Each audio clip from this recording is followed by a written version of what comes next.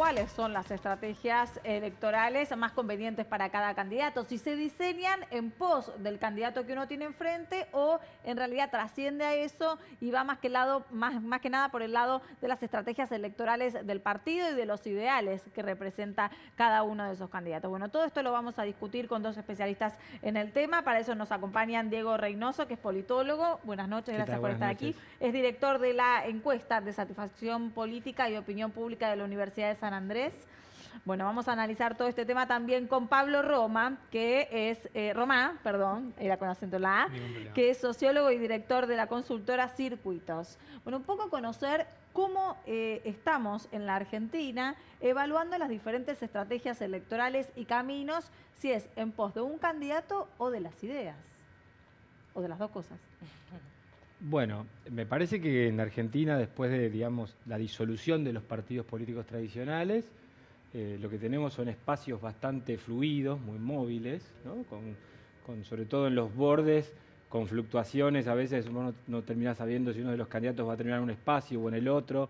Tenés esa incertidumbre. Entonces, en cierta medida hay, por un lado, una atractividad que tiene una atractividad desde el punto de vista de la gravedad política, que tiene que ver con las ideas compartidas, pero también hay un margen de maniobra para los candidatos, ¿no? Para que los candidatos puedan fluir, sobre todo los que tienen más indefinición, de un espacio al otro, con lo cual es un promedio.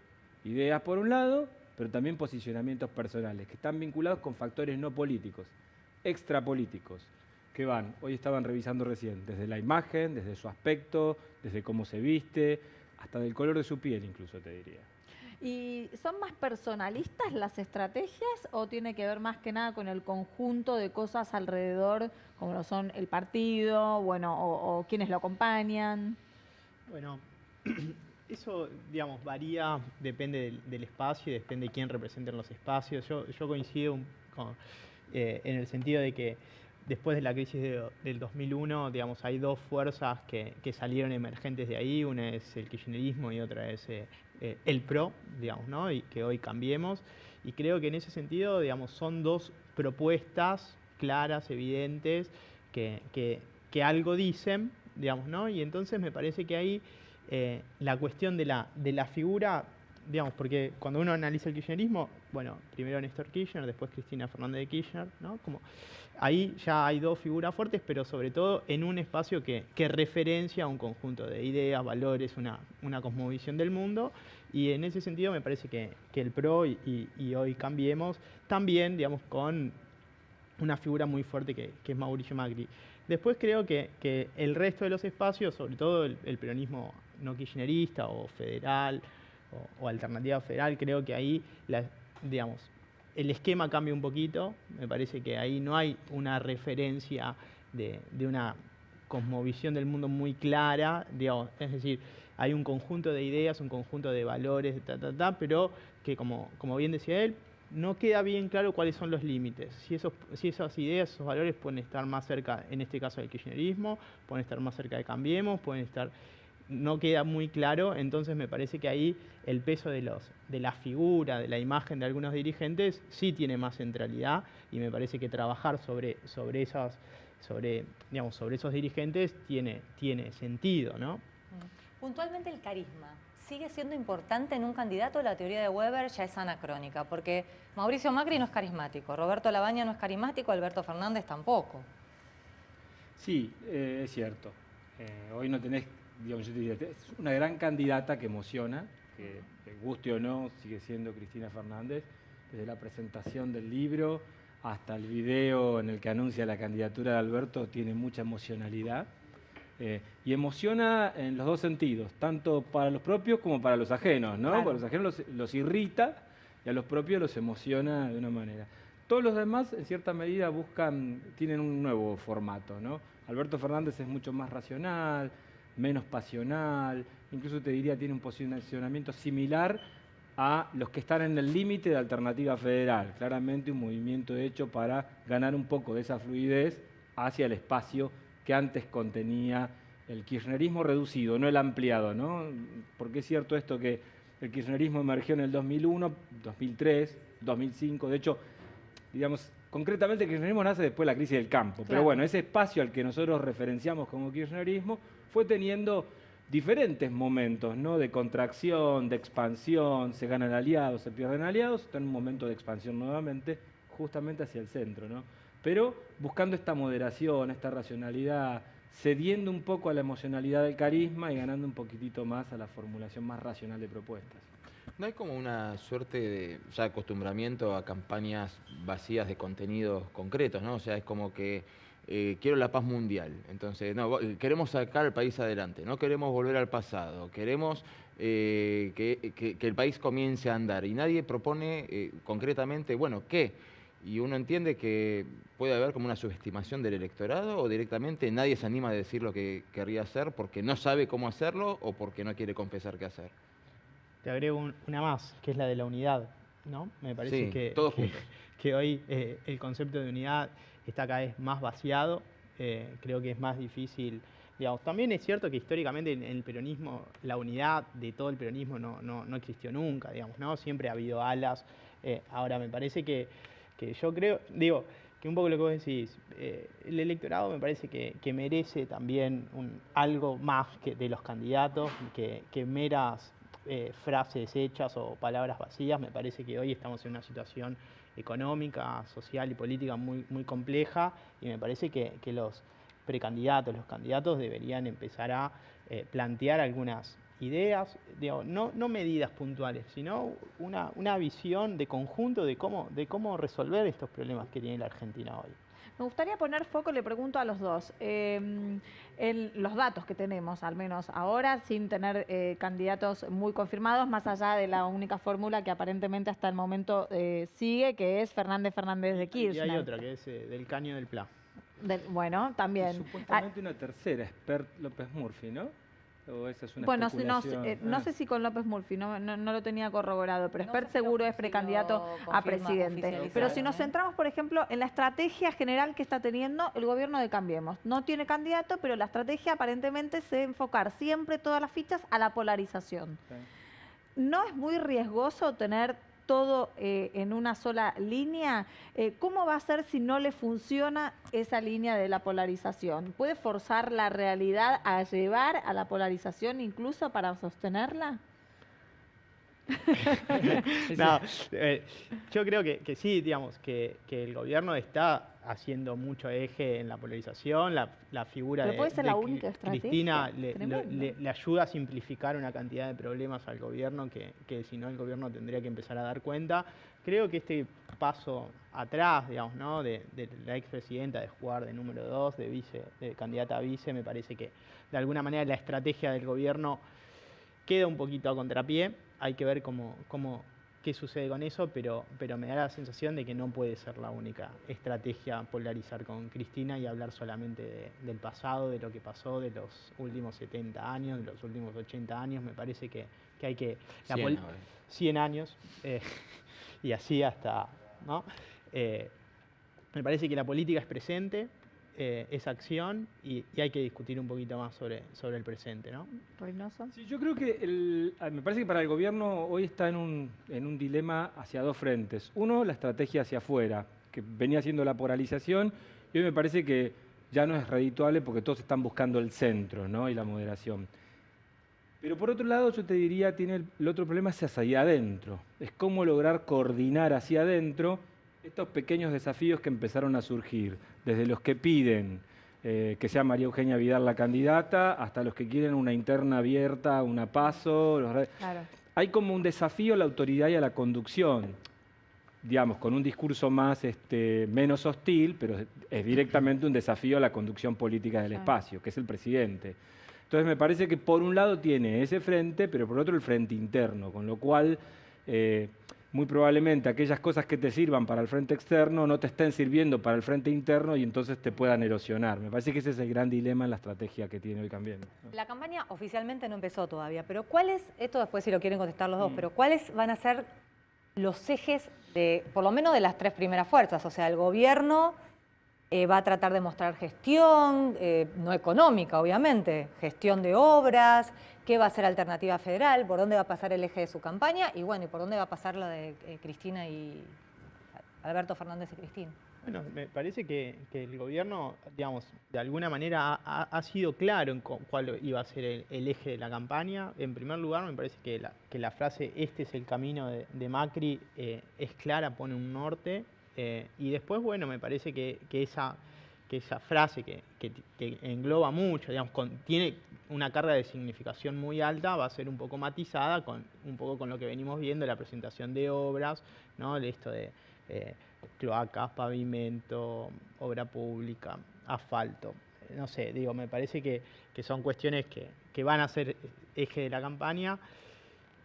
Alternativa Federal, no me queda muy claro cuáles van a ser los ejes de la campaña. No, digo, me parece que todavía está en un proceso de incertidumbre, de ¿De dudas. saber si están unidos o separados? Sí, me parece que están pensando otras cosas antes que la campaña, y me parece que el eje de campaña de Alberto Fernández y Cristina Fernández de Kirchner, bueno, tiene que ver con eso, un poco con el desgaste del gobierno, la cuestión económica, y bueno, y habrá que ver, porque digo, también es cierto que la expresidenta y el espacio que ella también es una fuerza que viene con un cierto desgaste, digamos, no es una fuerza totalmente nueva, que tiene un ímpetu y que rompe en el escenario político. Bueno, también tiene un desgaste y habrá que ver cómo se calibran esas dos cuestiones.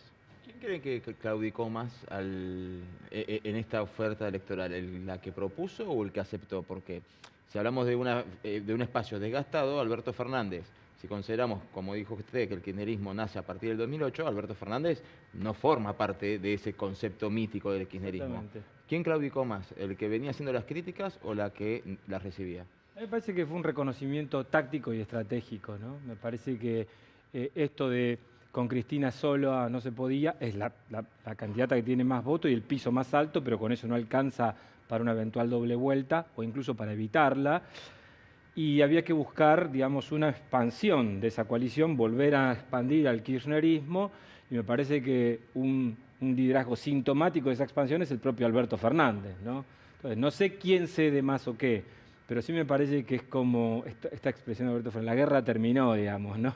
Como bajar un poco los decibeles, evitar la confrontación. A mí me parece que eso justamente afectó no tanto a ellos dos, sino más bien a Alternativa Federal, porque el planteo de Alternativa Federal era ubicarse en el medio y ver cómo la polarización dejaba un electorado bien amplio en el medio sobre el que ellos iban a ir a convocar y mediar y terciar, diciendo, bueno, no a la grieta. El tema es que cuando vos tenés de un costado a alguien que tampoco está proponiendo la grieta o la pretende superar, y muy probablemente una vez que se resuelva la interna en Cambiemos tengan que también buscar al centro, ahí comparto con lo que decía Pablo, a Alternativa Federal se le angosta el margen de maniobra y el electorado al que puede ir a convocar como antigrieta, ¿no? ¿Cuánto interviene la personalidad de quién es el centro de la fórmula, el precandidato a presidente? No entendí la pregunta. La personalidad, ¿cuánto interviene en el armado de la estrategia? Muchísimo. Pues me parece que el movimiento, en este caso en el de Alternativa, en el de Fernández, en el de los Fernández, no es tanto por ahí conceptualmente, programáticamente o ideológicamente la diferencia entre Alberto y Cristina. Me parece que tiene que ver con los modos, que es algo que se le criticó mucho al kirchnerismo.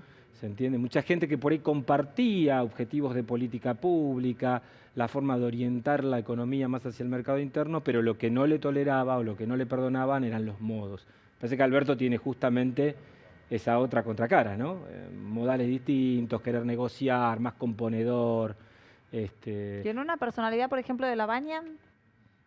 Mirá, yo creo que incide mucho la personalidad para la campaña, porque quien lleva la campaña adelante tiene que ser genuino, digamos, ¿no? Lo que diga, cómo lo diga, lo tiene que hacer de una manera genuina. Y nosotros a veces pensamos que el coaching puede resolver todo, que el marketing político puede resolver todo, pero en realidad si no hay un componente genuino en cómo se dicen las cosas, de la manera en que se llevan adelante, es difícil. Entonces yo creo que en el caso de Labaña, y bueno, Labaña debería encontrar su lugar. Es difícil, digo, sobre todo por la dinámica en la cual, y el ritmo y la velocidad de los hechos que le imponen, digamos, ¿no? Con una personalidad quizás más reflexiva, digamos, con un lenguaje, o no con un lenguaje, sino habla más lento, digamos, se da espacio para otro tipo de reflexiones. Bueno, habrá que ver y él tendrá que encontrar ese espacio genuino para poder decir lo que quiere decir y cómo lo quiere decir.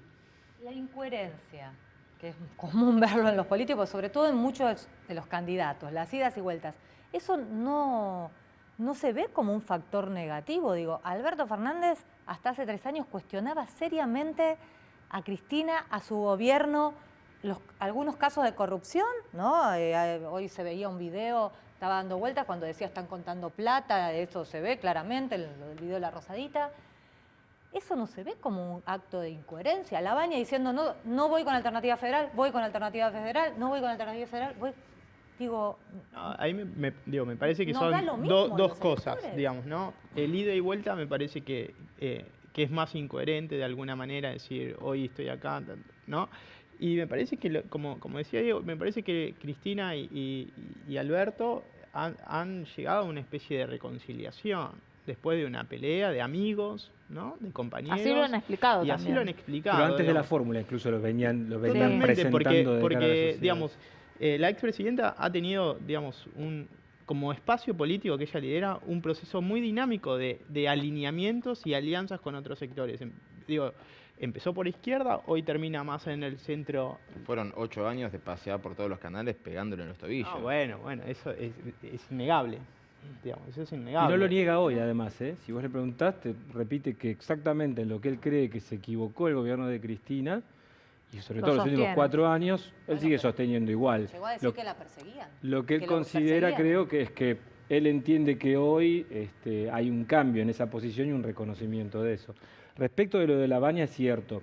Yo no sé si es incoherencia, pero sí se lo ve como indecisión, ¿no? Como duda. Hace 10 días, 15, antes del anuncio, Labaña tenía todo por delante. Era el candidato del centro ideal si tensaba la polarización, los gritos, la pelea. Yo creo que es el más perjudicado por el movimiento de Fernández. Si hacemos un poco de historia acerca de cuáles fueron los personajes que intervienen en la política, que fueron apareciendo, encontramos también muchas personas ligadas al deporte, tanto deportistas como también incluso aquellas personas que hicieron eje en el deporte y que fue su plataforma para convertirse en políticos. Observen ahora cada una de las imágenes que les vamos a mostrar de las diferentes personas donde la política y el deporte están unidos.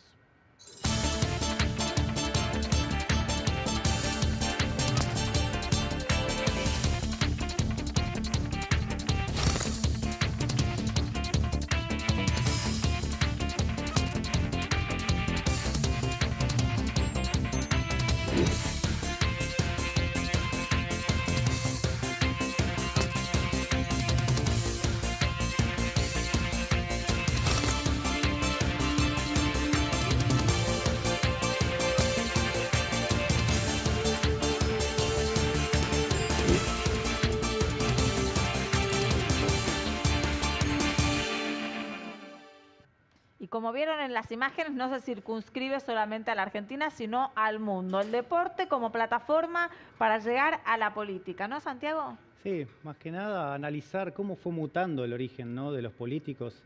Si me remonto un poco al pasado, en la antigüedad para llegar a ser un líder político tenías que hacer carrera militar, mediante guerras, ganando batallas, después te convertías en emperador. Con el paso del tiempo, la constancia en la militancia política también te acercaba a cargos jerárquicos en la política.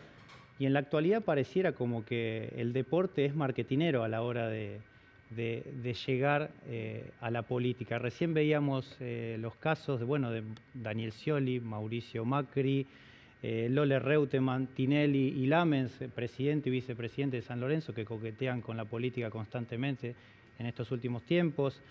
Romario, Baldassi, George Weah, Tigresa Acuña, boxeadora, concejal del partido 3 de febrero, Manny Pacquiao. Son un montón de deportistas que hoy por hoy llegan al mundo de la política.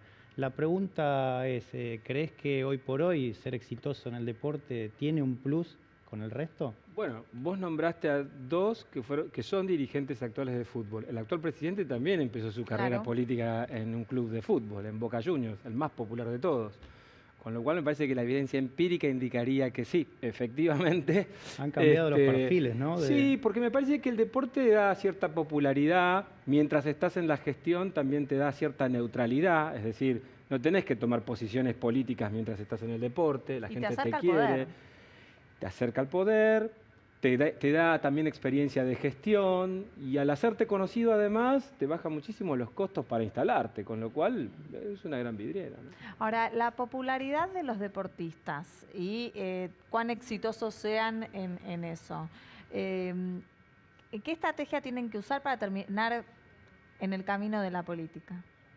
Bueno, y sería, digamos, difícil, ¿no? Porque cada uno tiene un poco su perfil, su orientación, su ubicación dentro del espectro político, del arco político, digamos, no es lo mismo posicionarte de un lugar u otro. Yo creo que algunos, sobre todo, por ejemplo, pienso en Tinelli, digamos, ¿no? Que estuvo más cerca de distintos espacios, primero de Macri, después con Massa, con Lavagna, digo, ¿no? Me parece que la estrategia ahí es difícil. Yo creo que la política forma parte de la actividad de todos los que formamos parte de la sociedad. Todos tenemos derecho a participar en política, a opinar en política, más allá de la actividad que hagamos. Ahora, comparto que bueno, que tener prestigio social como hoy lo puedes llegar a tener un deportista, porque hoy el deporte te prestigia de una manera increíble. Todo el mundo mira deportes, ser un futbolista de élite es como el sueño que todo el mundo quiere, y pasar a la política puede ser una buena estrategia en ese sentido. Ahora, nosotros, por ejemplo, en la provincia de Buenos Aires medimos a Tinelli como dirigente político, y su performance no es gran cosa, digamos, ¿no? En intención de voto está alrededor del 5% y tiene un conocimiento del 96%. Claro. Entonces, No, ahí... no necesariamente su popularidad se traduce en votos. No, me parece que no. Digamos, en el caso de Scioli es distinto. Scioli hizo una carrera política, digamos, ¿no? Ingresó con Menem, pero hizo una carrera. Digo, en cada caso habrá que analizarlo en particular. Decís que no es más sencillo construir ese perfil político viniendo del deporte, porque pareciera como que genera muchísima empatía con la gente, el deportista exitoso. No, eso desde ya. Ahora, después la política es un mundo aparte. Camao Espínola, ¿no? Bueno, él sí, del deporte pasó a la política con un nivel de reconocimiento, medallista olímpico. Bueno, no sé. Estuvo ahí siempre, Pero estuvo ahí, de Corrientes, estuvo no ahí. le fue mal.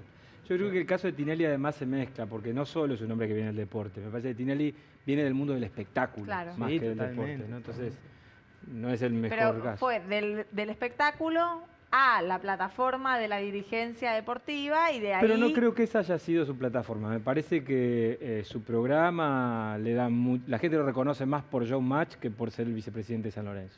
Bueno, muchas gracias a los dos por Ah, haber gracias a ustedes. Por debatido con nosotros y analizado esto de las estrategias electorales que se van a ir enmarcando de aquí hasta el 22 de junio, cuando se cierren las listas y ahí no quede otra más que dirigirse a las PASO y después a octubre, viendo qué caminos llega y toma cada uno para poder ganar. Vamos a un corte, enseguida regresamos.